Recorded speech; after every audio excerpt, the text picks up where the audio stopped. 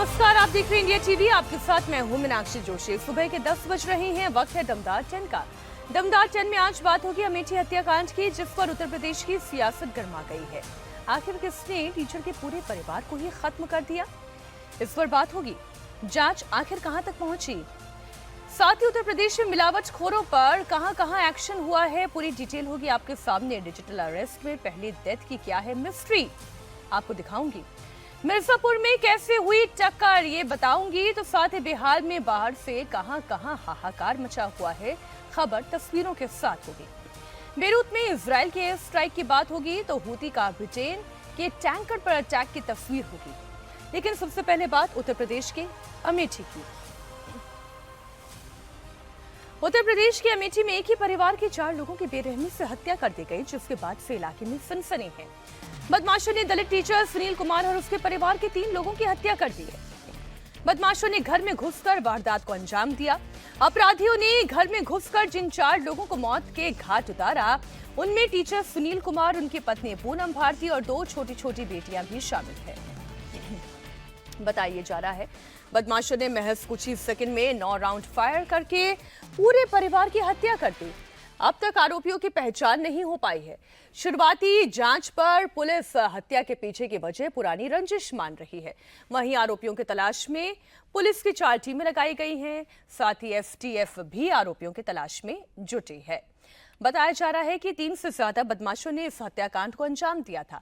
मौके से पुलिस को 9 खोखे और एक जिंदा कारतूस भी बरामद हुआ है। हत्याकांड में 2 से अधिक असलहों का इस्तेमाल किया गया था। बताया जा रहा है कि घटना को अंजाम देने के लिए आए बदमाश पैदल ही घर तक पहुंचे थे। हत्याकांड को अंजाम देने के बाद वो यहां से बाइक से फरार हो गए। सबसे पहले इसमें घटनास्थल का निरीक्षण और इस तरह से किया गया है। हमारी जो फॉरेंसिक की टीम है उसने भी पहुंच करके घटनास्थल को हर तरह से साक्ष्य संकलित किए हैं। घटनास्थल के बारीकी से विश्लेषण करने पर बहुत स्पष्ट है कि कोई फोर्सफुल एंट्री नहीं है। इकलौता रोड जिससे कि लोग आए हैं वो दरवाज़ा है, और या तो वो खुला है या खोला गया है। और जो स्थितियाँ जो और साक्ष्य मिले हैं वो बहुत महत्वपूर्ण साक्ष्य मिले हैं। हमारी 4 टीम्स इसमें लगी हुई हैं। जिस घर में वारदात को अंजाम दिया गया, वहां से आइए आपको ताजा स्थिति बताते हैं। वहां पर क्या हुआ, कैसे हुआ, पूरी ग्राउंड रिपोर्ट देखिए। अमेठी में बृहस्पतिवार शाम 7:30 बजे उस वक्त हड़कंप मच गया जब इलाके में नवरात्र के पहले दिन पूजा चल रही थी। लेकिन इसी पूजा का फायदा उठाकर के कुछ हथियारबंद बदमाशों ने यहां पर, यानी कि इस इलाके में पहुंच करके, जो कि अहरवा भवानी के ठीक बगल का इलाका है, इसी घर में वो घुसते हैं और शिक्षक सुनील कुमार, जो कि अपनी परिवार के साथ इसी घर में पिछले 3 महीने से किराए पे रह रहे थे, सुनील कुमार को बदमाश निशाना बनाते हैं, उनकी पत्नी को निशाना बनाते हैं, उनके 2 मासूम बच्चों को निशाना बनाते हैं और आसानी से निशाना बनाने के बाद पीछे के रास्ते से, इसी घर में पीछे के रास्ते से वो फरार हो जाते हैं।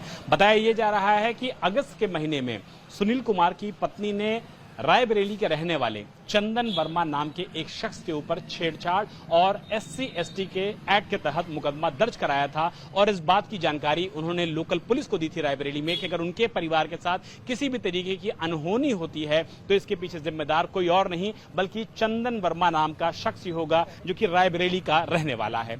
इस पूरे इलाके को देखिए, भीड़ भाड़ वाला इलाका है। ठीक बगल में चौराहा है, चौराहे पे ही दुर्गा पंडाल में बाकायदा पूजा हो रही थी। लगभग 150 से 200 लोग उस समय आरती में भाग ले रहे थे और ऐसे में बदमाशों ने इसी बात का फायदा उठाया कि ज्यादातर जो लोग थे वो आरती में शामिल होने के लिए चौराहे के पास मौजूद थे और बदमाश आसानी से आते हैं। चंदन वर्मा के इशारे पर ये पूरा काम होता है या नहीं होता है, ये जांच का विषय है। लेकिन सुनील कुमार अपने पूरे परिवार के साथ घर में ही मौजूद होते हैं, जो कि पेशे से शिक्षक बताए जा रहे हैं, और बदमाश आसानी से उनको निशाना बनाते हैं, उनके दोनों बच्चों को निशाना बनाते हैं और आसानी से पीछे के रास्ते से कूद करके फरार हो जाते हैं। यूपी पुलिस ने इस मामले में मुकदमा दर्ज किया है। बताया यह भी जा रहा है कि चंदन वर्मा को हिरासत में लेकर के पूछताछ की जा रही है और यूपी STF को भी इस मामले के खुलासे के लिए लगाया गया है। लेकिन प्रथम दृष्टया चंदन वर्मा की संलिप्तता है या नहीं है, इसी को देखते हुए चंदन वर्मा को फिलहाल हिरासत में लिया गया है, जो कि रायबरेली का रहने वाला है। यूपी एसटीएफ और यूपी पुलिस की 4 टीमें मामले की जांच में जुट गई हैं। उधर पुलिस ने भी सभी चारों मृतकों के शव का पोस्टमार्टम करवा लिया है। पोस्टमार्टम की वीडियोग्राफी की गई है। दरअसल सुनील कुमार दलित समुदाय से आते हैं। वो रायबरेली के रहने वाले हैं, लेकिन उनकी पोस्टिंग अमेठी के कंपोजिट स्कूल में सहायक टीचर के पद पर थी।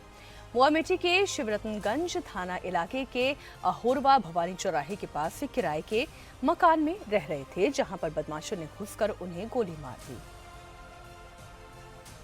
घर में हमारे आए थे, आए हमको नहीं पता था, आए तो उसके बाद जो है, अरे वही जिसने गोली मारा है, आए तो साहब हमको पता नहीं रहा। जब इसको छेड़खानी करते थे रास्ता बेरास्ता में, तो इसने जो है अपना कागज जो है वहाँ बराबरी में दाखिल किया, आए एप्लीकेशन लिख के दिया कि जो हमारे साथ जो है ये अन्याय होता है। आए उसके बाद FIR दर्ज हुई थी? हाँ साहब, उसके साथ हुआ है पहले उसके। हाँ, उसके बाद क्या फिर ट्रांसफर करा लिए थे क्या इन्होंने? वो उन्हें ट्रांसफर करा के अपने स्कूल के लगे कमरा लिया है वहाँ अमेठी में। हाँ, वहाँ बगल में जो कमरा था, बगल में लड़की पढ़ती थी। मृतक टीचर सुनील के पिता बता रहे हैं कि पहले भी एक FIR दर्ज की गई थी। पुलिस ने इस मामले में भी मुकदमा दर्ज किया है। उनका नाम चंदन वर्मा है और वो भी रायबरेली का ही रहने वाला है। दरअसल 18 अगस्त को सुनील की पत्नी पूनम भारती ने चंदन वर्मा के खिलाफ रायबरेली में FIR दर्ज करवाई थी, जिसमें ये कहा गया था कि चंदन वर्मा नाम का एक लड़का उसके साथ अश्लील हरकत करता है और विरोध करने पर उसके पति को थप्पड़ भी मारा था, साथ ही जान से मारने की भी धमकी दी थी।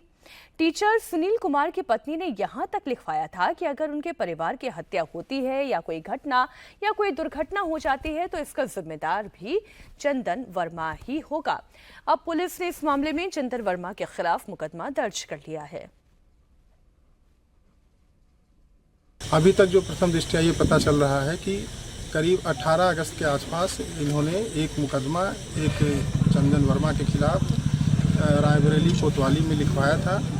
SC ST और छेड़छाड़ की घटनाओं में हम लोग अभी उस बिंदु पे भी ये देख रहे हैं कि क्या उस वजह से क्या इस घटना उस FIR के उस मुकदमेबाजी का इस घटना से कोई ताल्लुक है या कोई संबंध है।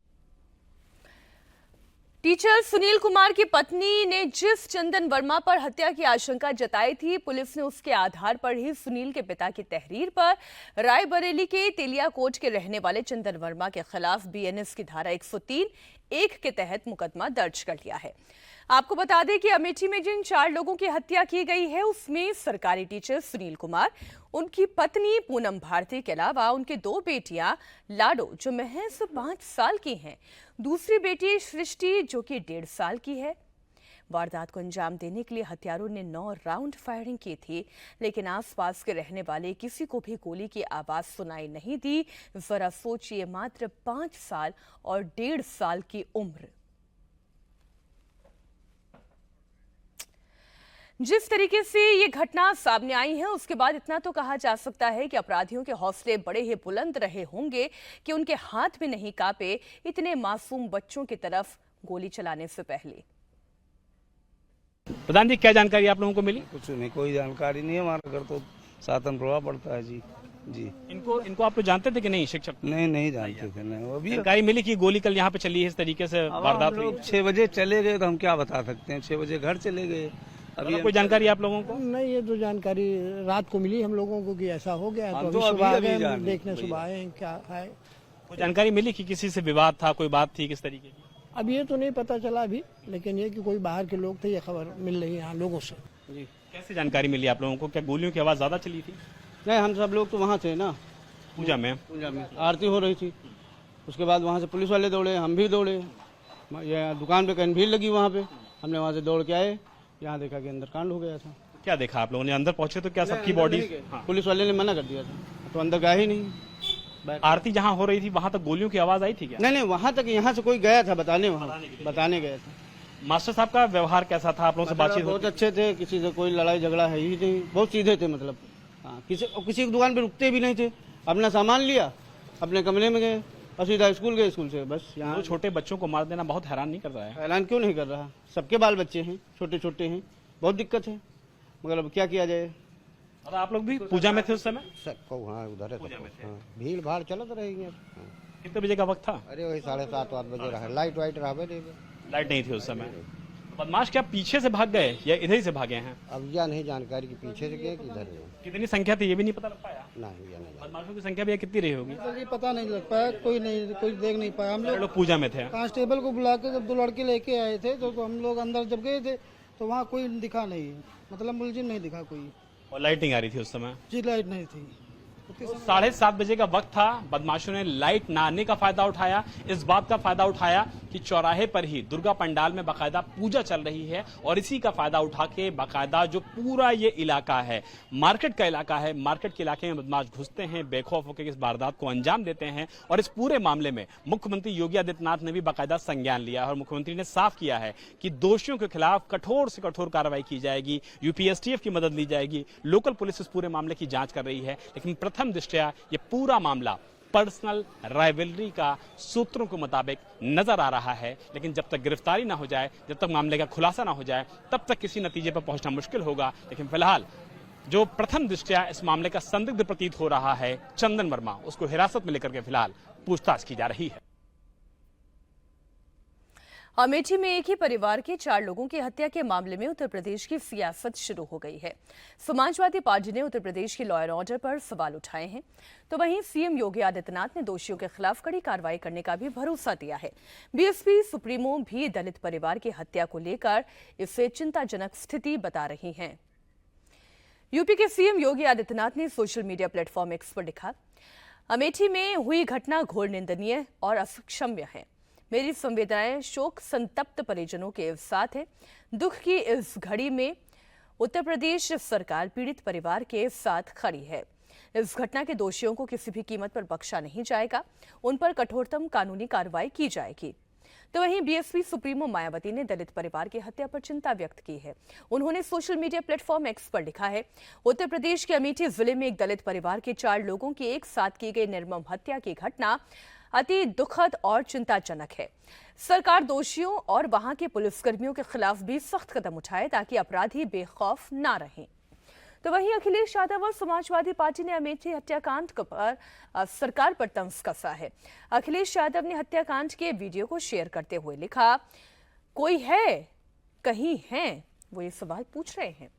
तो वहीं समाजवादी पार्टी ने उत्तर प्रदेश की कानून व्यवस्था पर सवाल उठाया। समाजवादी पार्टी ने लिखा कि उत्तर प्रदेश में घर के अंदर भी परिवार सुरक्षित नहीं है, जंगल राज चरम पर है। अमेठी में बदमाशों द्वारा शिक्षक दंपति और उनके बच्चों की घर में घुसकर हत्या अत्यंत शर्मनाक घटना है। भाजपा सरकार में कानून व्यवस्था पूरी तरह ध्वस्त, अपराधियों के हौसले बुलंद।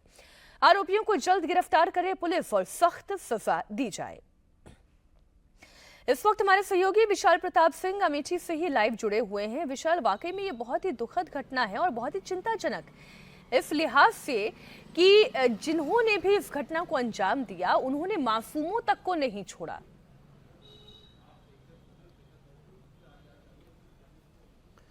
मीनाक्षी, आपको जो सवाल है वही सवाल पुलिस के जहन में है, इसीलिए प्रथम दृष्टया इस मामले में पर्सनल राइवलरी का भी एंगल साफ तौर पर नजर आ रहा है। घर में किसी भी तरीके की फोर्स्ड एंट्री नहीं है, घर में कोई भी सामान अस्त व्यस्त नहीं है, लूटपाट का कोई इरादा प्रथम दृष्टया बिल्कुल नजर नहीं आ रहा है। सबूतों को इकट्ठा करने के लिए यूपी पुलिस ने इस पूरे घर को बाकायदा सील कर दिया है, लॉक कर दिया है और घर के अंदर से जो सबूत हैं उनको भी यहां से इकट्ठा किया गया है ताकि शिक्षक दंपत्ति और उनके 2 मासूम बच्चों की हत्या के पीछे की असल वजह क्या है वो सामने आ सके। दरअसल ये पूरा इलाका मार्केट का इलाका है, भीड़भाड़ वाला इलाका है और ऐसे में यहाँ का बदमाश पर आना और इस घटना को बाकायदा अंजाम देना अपने आप में कई तरीके के सवाल खड़े कर रहा है और यही वजह है कि बड़ी संख्या में जो लोग हैं वो भी इस घटना को लेकर के तमाम सवाल उठा रहे हैं। आप देखिए कि जो पुलिस के लोग हैं वो यहाँ मौके पर पहुंच रहे हैं और इसका इन्वेस्टिगेशन भी कर रहे हैं और तिलोई से जो विधायक हैं और सरकार में जो मंत्री हैं मंकेश्वर शरण सिंह वो भी यहाँ पर पहुंच गए हैं ताकि वो भी जान सकें कि क्या मौके पर हुआ था, किस तरीके की घटना को अंजाम दिया गया है